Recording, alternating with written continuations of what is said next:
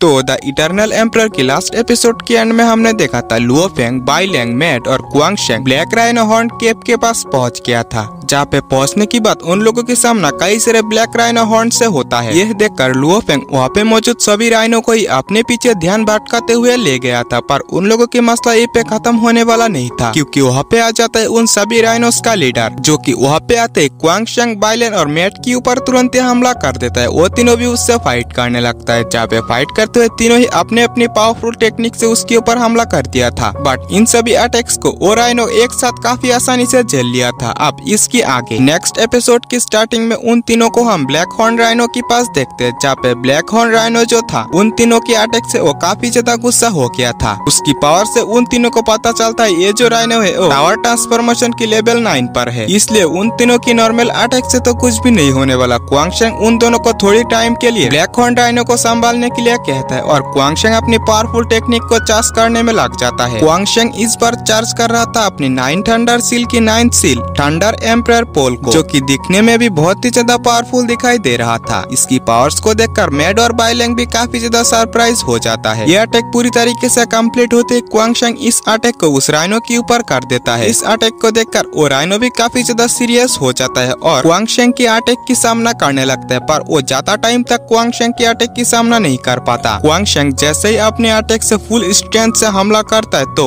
वहीं पे काफी बड़ा ब्लास्ट होता है, जिस ब्लास्ट की एनर्जी की वजह से आसपास की चट्टान भी टूट रहा था और वो राइनो तो काफी सीरियसली इंजर्ड हो गया था। ये देखकर गुआंग शेंग आगे की काम bai leng और मैट के ऊपर छोड़ देता है, तो ये देखते bai leng और मैट भी अपनी अपनी पावरफुल अटैक से उस राइनो के ऊपर हमला करता है। इस हमले की बात तो राइनो की हालत और भी ज्यादा खराब हो गया था और फिर कुछ ही देर में वहीं पे लुओ फेंग भी पहुंच जाता है। लुओ फेंग को देखते ही bai leng और मैट यहाँ पे हुए सभी घटनाओं के बारे में बताता है। जैसे ही लुओ फेंग ये सुनता है कि गुआंग शेंग ने टावर ट्रांसफॉर्मेशन की लेवल 9 जितना पावरफुल एक बीस्ट को एक ही अटैक में हालत खराब कर दिया, वो पूरी तरीके से शॉक हो चुका था। तो गुआंग शेंग उसे दिलासा देने के लिए कहता है आप लोगों की हेल्प के बिना तो मैं कभी भी ऐसा नहीं कर पाता, और वो सभी स्पिरिचुअल हर्ब्स को इकट्ठा करने के लिए केव की ओर आगे बढ़ने लगता है, जहाँ पे थोड़ी देर में वो सभी पहुँच गया था। जहाँ पे पहुँचने की बात वो सभी देखता है कि वहाँ पे तो बहुत सारे स्पिरिचुअल हर्ब मौजूद था, पर ज्यादातर स्पिरिचुअल हर्ब तो अभी भी पूरी तरीके से ग्रोथ नहीं हुआ था। और फिर वो सभी मिलकर अपनी जरूरत की स्पिरिचुअल हर्ब को इकट्ठा करने लगता है, लेकिन गुआंग शेंग इनको इकट्ठा करते हुए सोचता है अगर मैं यहाँ पे मौजूद स्पिरिचुअल हर्ब को मेरी एंशिएंट ट्री स्पेस की पर्पल सॉइल के अंदर प्लांट कर दो तो शायद से ही फ्यूचर में पिल्स रिफाइन करने के लिए स्पिरिचुअल इंग्रेडिएंट्स की कमी हो, और गुआंग शेंग वहाँ पे मौजूद बाकी सभी स्पिरिचुअल इंग्रेडिएंट्स को अपने पास रख लेता है। ये देखकर तो bai leng और मैट के साथ साथ लुओ फेंग भी पूरी तरीके से शॉक हो चुका था, क्योंकि मैट भी एक एल्केमिस्ट था। और फिर वो सभी इस ब्लैक हॉर्न राइनो केव के अंदर से बाहर की ओर जाने लगता है, जहाँ पे कुछ ही टाइम बाद उन लोगों के सामने अपनी वॉरियर्स के साथ नंबर 20 आ जाता है। ये देखकर तो गुआंग शेंग की टीम भी समझ जाता है कि वो सभी लड़ाई के लिए यहाँ पे आए हैं और काफी ज्यादा गुस्सा होने लगता है। तो नंबर 20 bai leng, मैट और लुओ फेंग से कहता है मैं तुम लोगों के लिए यहाँ पे नहीं आया। ये देखकर तो गुआंग शेंग भी कहता है तुम मेरे लिए यहाँ पे आए हो, बट लुओ फेंग कहता है चाहे कुछ भी हो हम यहाँ से नहीं जाने वाले, हम दोस्त है, एक साथ ही सभी चीजों का सामना करेंगे। और फिर मैट, bai leng और लुओ फेंग नंबर 20 की वॉरियर्स से फाइट करने लगता है, जहाँ पे नंबर 20 भी गुआंग शेंग से फाइट करने के लिए सामने आ जाता है और अपनी पावर्स को भी एक्टिवेट कर लेता है। उसकी पावर्स को देखते हुए गुआंग शेंग सोचता है इसने तो अपनी इंटरनल इंजरीज को भी हील कर लिया, उसके साथ साथ इसकी पावर पहले से कई गुना ज्यादा आगे निकल चुका है। ये टावर ट्रांसफॉर्मेशन की लेवल 7 पर पहुंच चुका है। नंबर 20 तुरंत ही अपने किसी काफी ज्यादा पावरफुल टेक्निक से गुआंग शेंग के ऊपर हमला करता है, पर गुआंग शेंग इस बार अपनी 3 थंडर ड्रैगन सील से एक साथ उसके ऊपर हमला करता है, जिससे उसकी टेक्निक तो पे डिस्ट्रॉय हो ही गया था। उसके साथ साथ इस अटैक से हिट होकर वो काफी ज्यादा पीछे हो जाता है। ये देखकर तो गुआंग शेंग काफी खतरनाक तरीके से उसके ऊपर हमला करने के लिए आगे बढ़ता है। उसकी ऐसी अटैक्स को देखकर नंबर 20 तो पूरी तरीके से शॉक हो चुका था और डरते हुए खुद को बचाने के लिए जून लुओबिंग को वहाँ पे बुलाने लगता है, जो कि जुआन रैंकिंग की 3rd रैंक पर था। तो लुओबिंग भी पीछे से आते हुए तुरंत ही गुआंग शेंग के ऊपर हमला करते हुए उसे पीछे कर देता है और गुआंग शेंग से कहने लगता है तुम अपने साथ की डिसाइपल्स को मारने की कोशिश कर रहे हो, क्या तुम इसकी सजा के बारे में नहीं जानते? तो ये सुनती गुआंग शेंग भी कहता है जब नंबर 20 ने मुझे मारने की कोशिश किया था तब तुम यहाँ पे नहीं आए थे। ये सुनकर तो लुओबिंग काफी ज्यादा गुस्सा हो जाता है और तुरंत ही गुआंग शेंग के ऊपर अपनी शॉट से हमला करने लगता है। गुआंग शेंग भी उससे बराबरी की टक्कर देने लगता है। फिर भी लुओबिंग की जो पावर था वो गुआंग शेंग से कई गुना ज्यादा था। इस वजह से थोड़ा थोड़ा बहुत तो लुओपिंग क्वांगशेंग के ऊपर भारी पड़ रहा था। फाइट करते हुए क्वांगशेंग उससे पूछता है, आपके लिए जुनयांग सिटी की लॉर्ड कौन है? ये सुनकर तो लुओपिंग भी क्वांगशेंग को पीछे करते हुए कहता है, जुनजियान मेरा छोटा भाई है और प्रेजेंट में तुम अपनी मौत का सामना करो। और अपनी आइस फॉलिंग चॉपर टेक्निक से क्वांगशेंग के ऊपर तुरंत ही हमला कर देता है। तो ये देखते क्वांगशेंग अपनी थंडर ड्रैगन से उसे पीछे करने में तो कामयाब हो जाता है, बट लुओपिंग फिर से उसी टेक्निक का इस्तेमाल करते हुए क्वांगशेंग की थंडर ड्रैगन को काफी आसानी से डिफीट कर देता है। फिर भी लुओपिंग की टेक्निक वहीं पे खत्म नहीं हुआ था। ये देखकर तो क्वांगशेंग भी समझ जाता है कि उसकी सामना करना लगभग नामुमकिन है। इस वजह से उसे और ज्यादा पावर की जरूरत है और वो अपनी 9 थंडर सील की 9th सील थंडर एम्परर पोल को एक्टिवेट करने लगता है। इस टेक्निक की अटैक की वजह से लुओपिंग की जो अटैक था वो काफी आसानी से खत्म हो गया था। ये देखते लुओपिंग अपनी किसी और एक टेक्निक से क्वांगशेंग के अटैक को रोकने की कोशिश तो करता है, पर वो इसमें नाकामयाब हो जाता है और क्वांगशेंग के अटैक से बचने के लिए अपने ऊपर एक शील्ड भी क्रिएट कर लेता है। फिर भी क्वांगशेंग की अटैक उसे हिट कर दिया था, जिससे लुओपिंग काफी ज्यादा पीछे जाकर गिरता है। क्वांगशेंग की ऐसी पावर्स को देखकर लुओपिंग तो इस बार पूरी तरीके से क्वांगशेंग के ऊपर फिदा हो गया था। फिर लुओपिंग अपनी सबसे powerful technique black I spiritual चक्र को एक्टिवेट कर लेता है। ये देखकर तो मैट कहता है, ये टेक्निक तो 6 स्टार अर्थली ओरिजिन जितना पावरफुल है। पता नहीं क्वांगशेंग की हालत इस बार क्या होगा, बट क्वांगशेंग तो अपनी किसी और चीज को एक्टिवेट करने में लगा हुआ था। तो ये देखकर लुओपिंग भी समझ जाता है ये क्या है और वो तुरंत ही क्वांगशेंग के ऊपर हमला कर देता है। ये देखकर लुओपिंग के साथ साथ मैड और बाइलेंग भी इस अटैक को होल्ड करने में लग जाता है। इतना देरी में ही क्वांगशेंग की अटैक भी पूरी तरीके से चार्ज हो गया था। लुओपिंग की अटैक की वजह से वो तीनों हारकर पीछे हो गया था। फिर लुओपिंग के अटैक की जो जितने भी स्पिरिचुअल शॉट था वो क्वांगशेंग की ओर आगे बढ़ने लगता है। क्वांगशेंग की सिर के ऊपर जो डार्क गोल्डन कलर की क्लाउड था उसके अंदर से एक स्क्रॉल निकाल के आता है। ये देखकर मैट कहता है, होली सेरेमनी की गिफ्ट जो कि 8 स्टार अर्थली ओरिजिन जितना पावरफुल है। और फिर क्वांगशेंग एक्टिवेट कर देता है अपनी टेक्निक स्क्रोल ऑफ हेवन डिसोलेशन। वो स्क्रोल सीधा ही सामने जाकर ओपन हो जाता है। इस स्क्रोल को देखते हुए लुओपिंग कहने लगता है, इस टेक्निक के ऊपर इस लड़के ने तो कुछ ही महीने के अंदर लगभग मास्टर हासिल कर ही लिया है। और वो अपनी पूरी ताकत लगाकर उस स्क्रोल के ऊपर हमला करने लगता है, पर जितने भी स्पिरिचुअल शॉट था वो स्क्रोल तुरंत ही एब्सॉर्ब किया जा रहा था। ये देखकर तो इसके ऊपर लुओपिंग को भी यकीन नहीं होता। क्वांगशेंग इस टेक्निक की मदद से किसी भी अटैक को काफी आसानी से एब्सॉर्ब करते हुए उसे कंट्रोल करते हुए उल्टा ही वार कर सकता है और वो लुओपिंग के ऊपर भी ऐसा ही करता है। ये देखकर तो लुओपिंग वहाँ से भागने में लग जाता है, पर वो ऐसा नहीं कर पाता। तुरंत ही उसकी अटैक उसे ही हिट कर देता है, जिससे वो सीरियसली इंजर्ड हो गया था और वो अपनी टीम के साथ वहाँ से दुम दबाकर भाग जाता है। क्वांगशेंग की टीम भी उन लोगों को सबक सिखाने के लिए जाने ही वाला था, लेकिन उन लोगों की नजर क्वांगशेंग के ऊपर पड़ जाता है, जो कि इतनी पावरफुल टेक्निक का यूज करने की वजह से कई सारा इंटरनल इंजरीज आ गया था। तो वो सभी क्वांगशेंग को वहीं पे हील करने के लिए कहता है। क्वांगशेंग भी वहीं पे बैठ के अपने आप को हील करने में लग जाता है। वो तीनों डिस्कस करने लगता है। इस बार तो वे सभी यहाँ से भाग गए, पर अगली बार हम तीनों उन लोगों से जरूर से बदला लेंगे।